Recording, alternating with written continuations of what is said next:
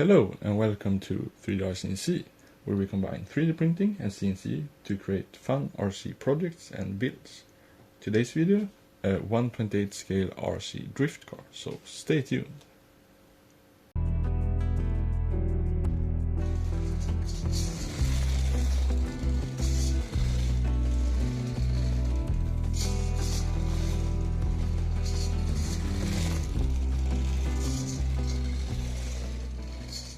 So here on the table you can see all the parts that are needed for this build. So the gray and orange parts are printed with just regular PLA. Then we have the tires that are printed with 95A hardness TPU. And for a drift car that's pretty much perfect, but if you want to use this like a race car, you would probably need to print these out of some foaming TPU or put some silicone on these to get better grip. But for this use case, TPU is pretty much perfect. I'm using a 2S 300 mAh LiPo battery. The steering is controlled using a regular 9-gram servo, and the motor is a 130 size brushed motor with a generic, I think it's 30 or 20 amp ESC, and any transmitter and receiver with at least 2 channels that's relatively compact will work. This project uses mostly M2 coarse threaded, not like machine screws, but just regular wood style screws in different lengths, and then one M5 button head cap screw that is 20 millimeters long, and that's for the suspension linkage between the rear axle and the main body of the car. These small bearings right here, they are for the front rims, and those are 2x6x3 bearings. Then there are 2 bearings that are 6x12x4 that are for the rear axle, and then 2 bearings that are 5x10x3 that are for the suspension between the body of the car and the rear axle. To assemble this build, you'll need some type of measuring device like a ruler or calipers. You'll need a Phillips head screwdriver for the M2 screws, one 3mm hex driver for the M5 bolt, and you'll need some type of needle nose pliers for bending the steering linkages, flush cutters or side cutters, some zip ties for organizing the wiring, a small piece of velcro for attaching the battery, and some 3M, VHB or other double-sided tape to attach the electronics to the car. So we can start by preparing the steering linkages, and those are made using this 5mm piano wire. So we'll start by cutting 2 sections that are 40 millimeters long.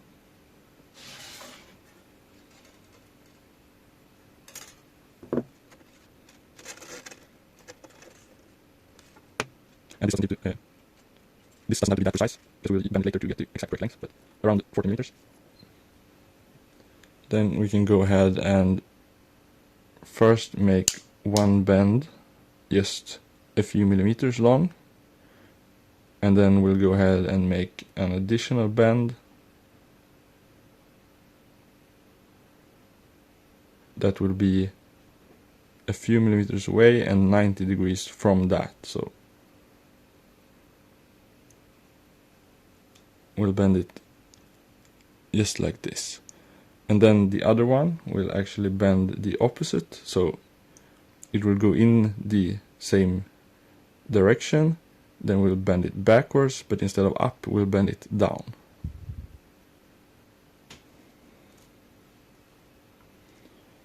So just like that, we have the 2 steering linkages that are bent in opposite directions.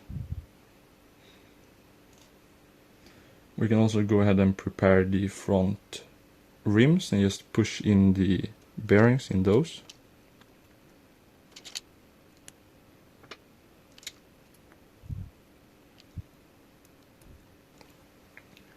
We can also attach the tires to the rims, and this is just a press fit. You can use glue depending on how tight it is, but for me it just seems to hold on with the press fit.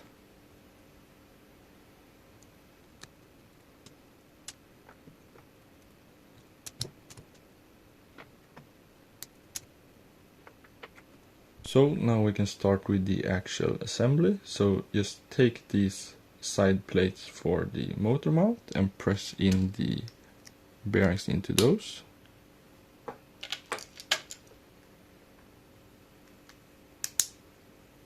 So now we can attach the left rear bearing mount to the motor mount, and that is done using two M2 by 8mm screws.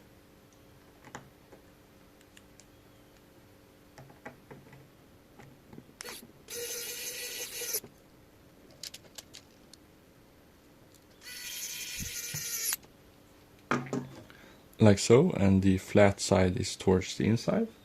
Then we'll take the rear axle, and as you can see, one side is a bit longer than the other, and that's where the gear will go, with this small flange side with this extrusion towards the outside. Just like that. Then we'll just slot that into the bearing right here, and then we'll put on the other bearing mount and use the M2 by 8mm screws.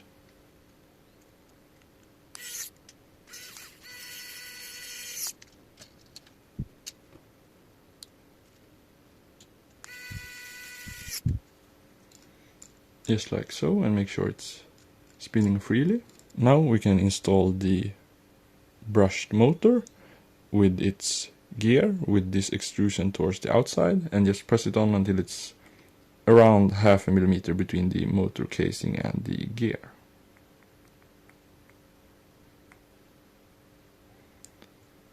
Just like that, and then the motor just slots into this cutout right here.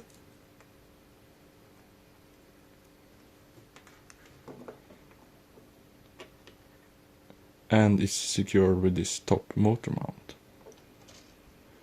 This motor mount is attached using 4 screws. I'm using 2 longer ones that are 10mm, and then 2 shorter ones that are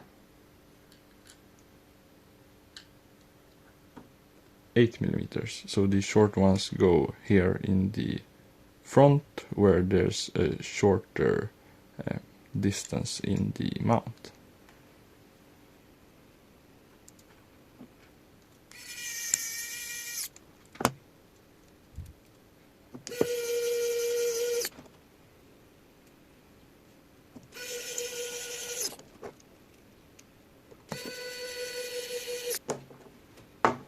Like so, and just make sure again everything is working correctly and spinning freely.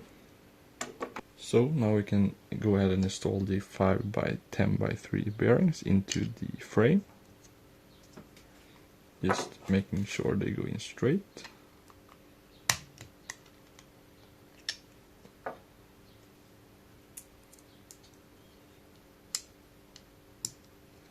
Then we'll use the 20mm button head cap screw, that's M5, and go through the bearings and then into this motor, rear motor mount and rear axle assembly.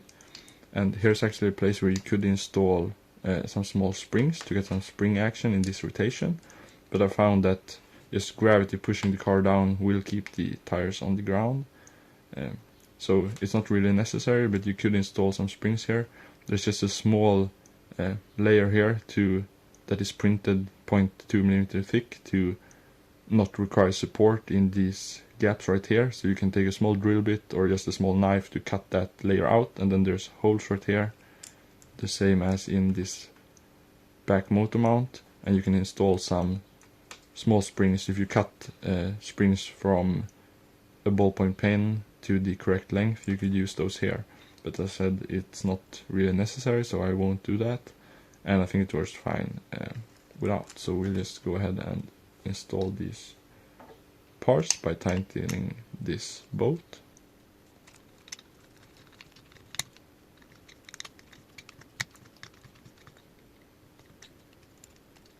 Just like so. And this wire from the motor will be routed like this and then out to the ESC. Now we can go ahead and install the 9-gram servo, and I cut the servo horn, so there's just 3 holes left, and you have to make sure this servo is center now as well, so we can install the servo or steering linkages later on. And this just attaches like this with the provided screws that came with the servo.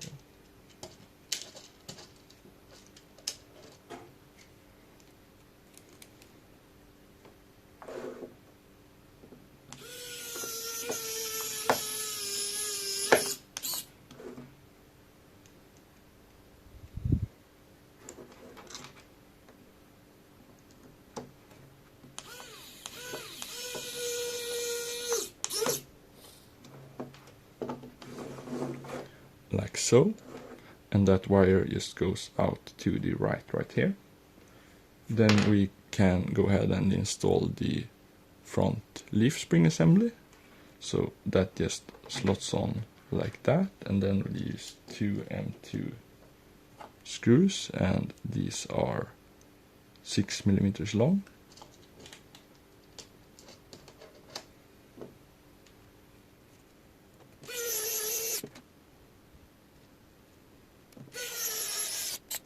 Now we can go ahead and install the left and right steering arms. So this bend goes towards the inside. So a quick interruption here from the future. I actually installed these steering arms wrong. So they should be installed with this linkage at the bottom and not at the top right here, because it would collide with this top leaf spring.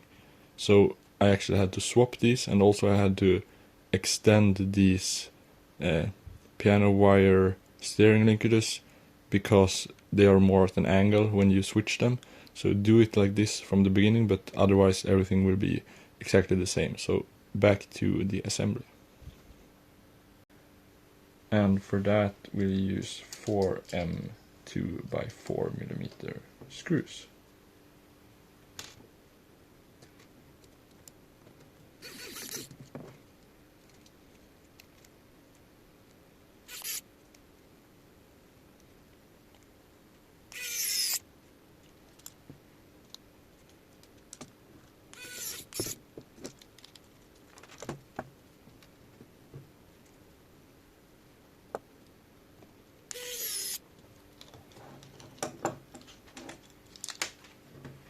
And make sure you don't tighten these too tight, and make sure the steering arms move freely.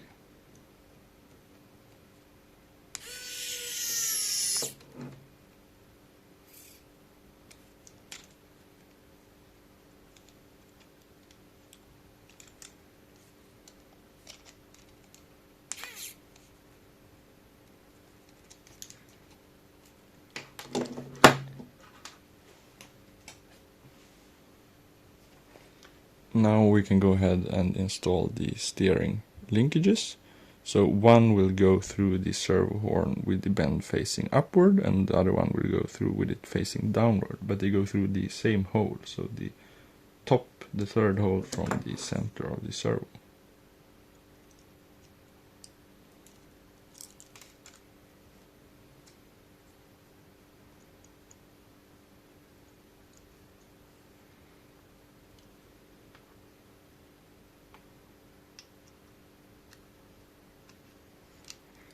Just like that, and they go towards different directions because otherwise they would collide with each other when the servo is moving. And now make sure you have the servo centered, and then position the tires straight, and then just notice where the bend should be and bend a 90-degree angle downwards.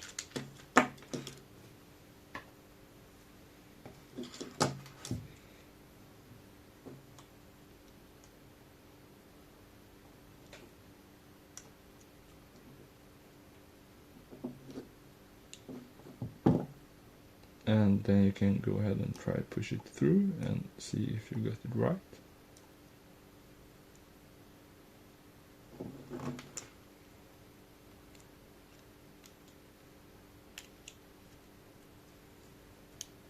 Just like that. Once you're happy with the length of the steering linkage, you can just go ahead and bend it outwards.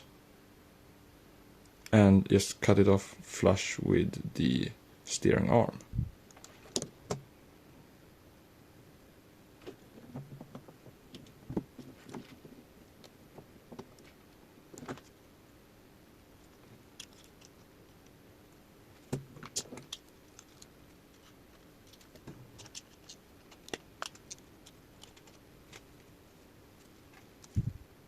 The final thing before the wheels is just attach this top plate like so, and that is done using M2 by 6mm screws, and there are 7 of those.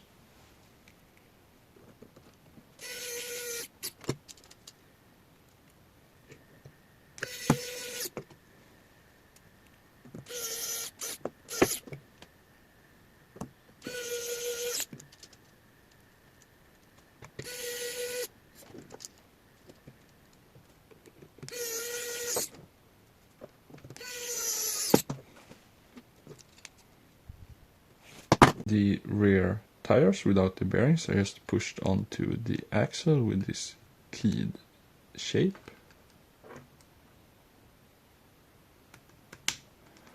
And then those are secured with 2 M2 by 6mm screws.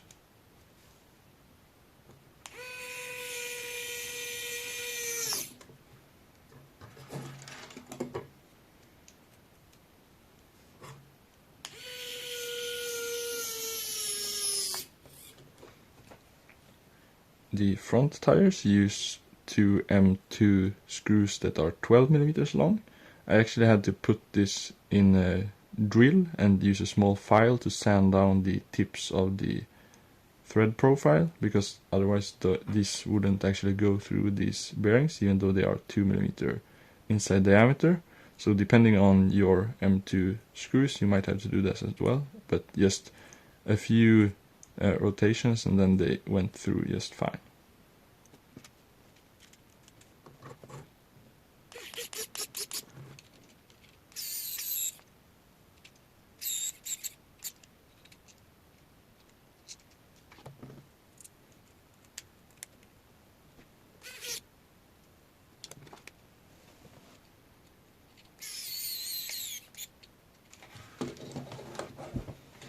Now let's focus on the electronics and wiring. So the ESC just connects up directly to the motor, like so. I like to mount the ESC on the same side as the motor wire exit, so right here with some VHB tape. And then I like to mount the battery alarm on the other side, like this.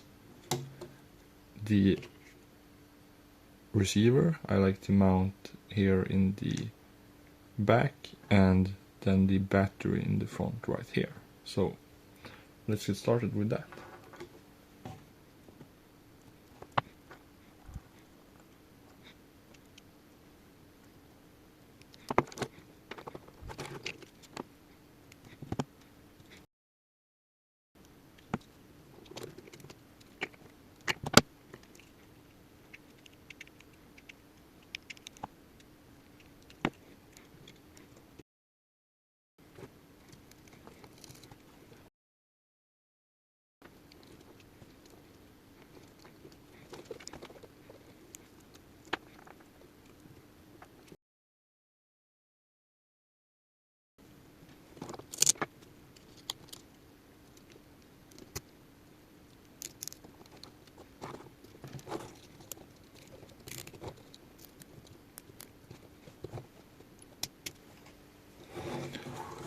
Just like so, and with that it is finished.